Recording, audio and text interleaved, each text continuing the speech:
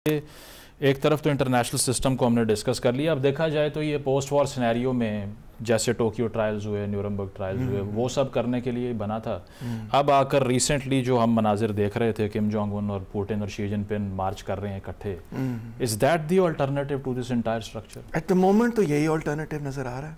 I mean अगर आप realistic point of view से देखें, मुझे पता है आपको पॉलिटिकल रियलिज्म पसंद है, अगर आप ये कहें कि बड़ा कोई आइडियल किस्म की चीज़ डेवलप हो तो वो तो इस वक्त मंजर आम पर ग्लोबल स्केल पे नहीं है। बिल्कुल ऐसे जो है वो यही चीज़ है। तो उन्होंने कामरान साहब ने भी कहा कि अगर चाइना अपने आप को थोड़ा सा असर्ट करे, मगर चाइना जो है ना वो अपने आप को असर्ट करता नहीं है इस तरह से, मतलब वो नहीं जाके नहीं करेगा। जिस तरह सोवियत यूनियन कहता था कि ये इजिप्ट पे अटैक नहीं करना इसराइल को 56 में सुएज कनाल क्राइसिस जो हुआ, 73 में उन्होंने ह्यूज आर्म्स दिए इजिप्ट को, ऐसे चाइना नहीं करता फॉर द लास्ट 40 ईयर्स, और अभी भी वो नहीं करने लगा।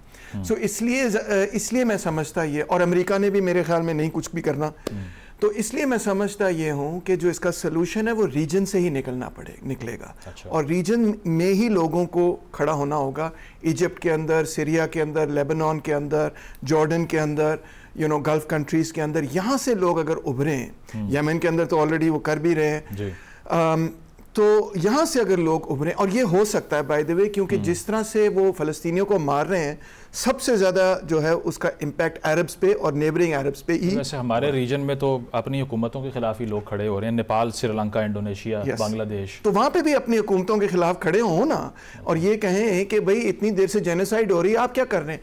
फॉर इंस्टेंस अगर एड पहुँचानी गाजा को, तो इजिप्ट इज़ की इन दैट।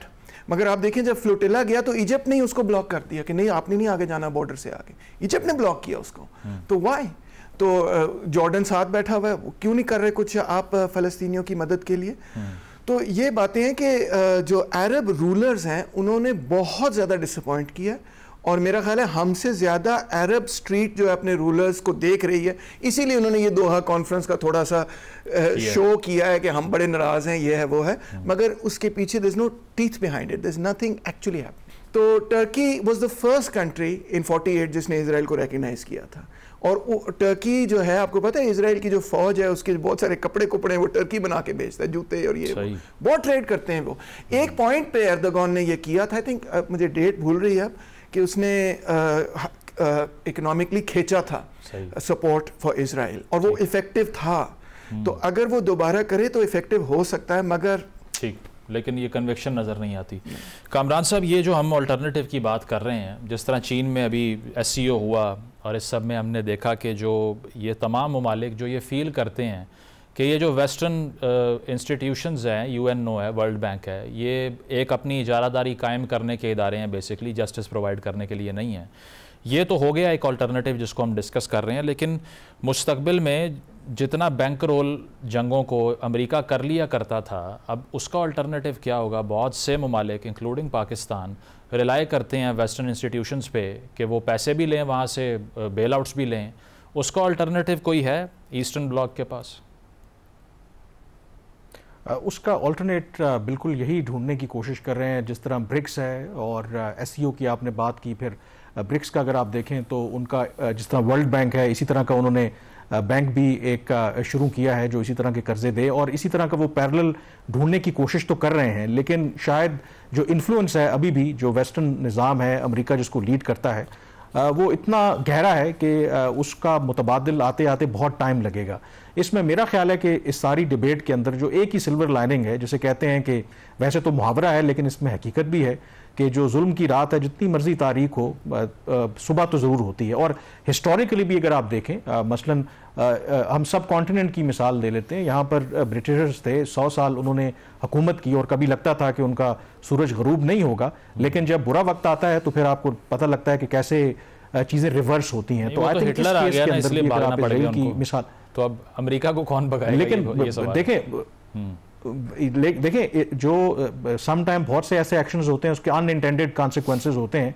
तो ऑलरेडी ये भी डिबेट हो रही है कि जो अमेरिका है वो एक डिक्लाइनिंग पावर है, मे बी इतनी जल्दी डिक्लाइन ना भी हो, लेकिन ये जो शो करता है कि जिस तरीके से अमेरिकी सदर ट्रंप एक बात करते हैं लेकिन कोई उनका इत्तेहादी या इजराइल मानने के लिए तैयार नहीं है, तो ये भी अंदाजा होता है अगर उनकी मिली भगत है तो वो अलग बात है, लेकिन अगर उनकी बात नहीं मानी जा रही तो इसका मतलब है कि अमेरिका का आज वो इन्फ्लुएंस नहीं है। इजराइल समझता है, बेंजामिन नेतन्याहू ये समझता है कि कोई फर्क नहीं पड़ता, ट्रंप जो मर्जी कहता रहे, वो अपनी मर्जी करेगा और सब कुछ करता रहेगा। जो मेरा यहाँ पर आई थिंक पॉइंट है वो इंपॉर्टेंट ये है कि शायद इजराइल के अवाम को भी कहीं ना कहीं उठना पड़ेगा। अगर उनको ये लगता है कि इतने मुल्कों के साथ जंगें छेड़ के वो क्या खुशहाल रह सकते हैं, खुश रह सकते हैं, तो कभी ऐसा नहीं होगा। अगर वो हमास को खत्म कर देंगे, कल उससे भी बड़ी कोई और इस तरह की लीथल तंजीम सामने आ जाएगी, तो इजराइल भी कभी इस तरीके से सुकून से नहीं रहेगा। सही, वॉर वो कहते हैं कि बजाते खुद एक मसला सलूशन नहीं है।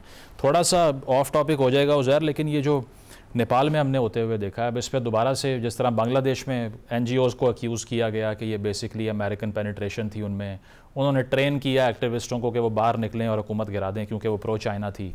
यहाँ भी आपको लगता है कि कुछ ना कुछ फॉरेन इन्वॉल्वमेंट मौजूद थी या प्योरली ऑर्गेनिक ग्राउंड्स पे नेपाल के लोग बाहर आए और हुकूमत को गिरा दिया?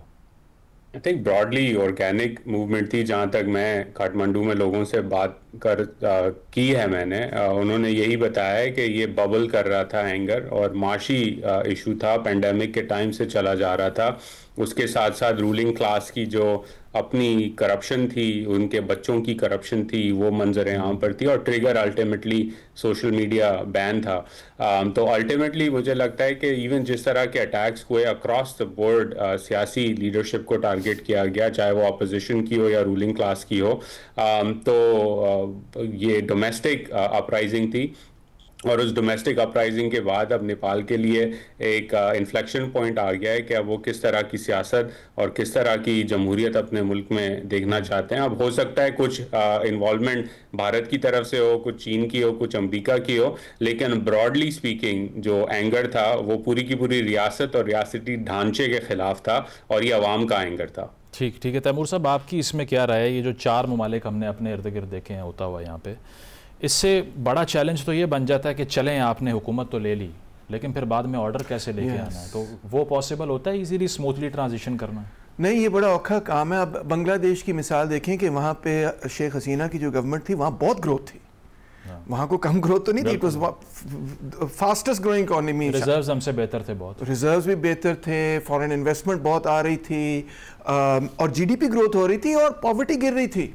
ये सारा डेटा मौजूद है हमारे पास कि कोटा सिस्टम पे एहतजाज शुरू, कोटा पे एहतजाज हुआ और देखते देखते पूरी हुकूमत ही गिर गई। तो इसलिए बहुत सारे लोग ये भी कहते हैं कि वो एक किस्म का कू भी था, कुछ लोग ये भी कहते हैं। सही। तो श्रीलंका के अंदर हमने ऑपोजिट इफेक्ट देखा कि वहाँ पे राजा पाकसास वगैरह जो थे, IMF के साथ जो डेट की वजह से उसके खिलाफ एक लेफ्ट की तहरीक हुई।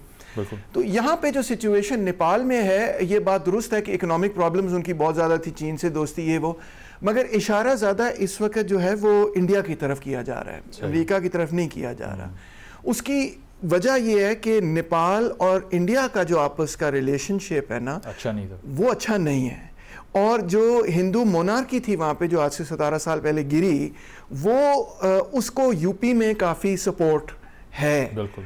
और जो ये अपराइजिंग हुई है, इसमें भी हमने ये देखा है कि जब चीफ ऑफ आर्मी स्टाफ आए, पीछे उन्होंने रॉयलिस्ट तस्वीर लगाई। स्टूडेंट्स कह रहे हैं कि हमें वो रॉयल्टी दोबारा नहीं चाहिए। वो नहीं चाहिए, मगर रॉयल्टी ना भी हो तो रॉयलिस्ट मूवमेंट वो है। अच्छा। इस सेंस में, या हो सकती है इस सेंस में कि आप देखें कि जो पार्टीज अटैक हुई हैं वो सारी की सारी वो हैं जो नेपाल की रिपब्लिकन रेवोल्यूशन की पार्टीज थी। अच्छा। और जितनी रॉयलिस्ट पार्टीज थी और जो हिंदुत्व पार्टी है HSS, उनका एक भी दफ्तर अटैक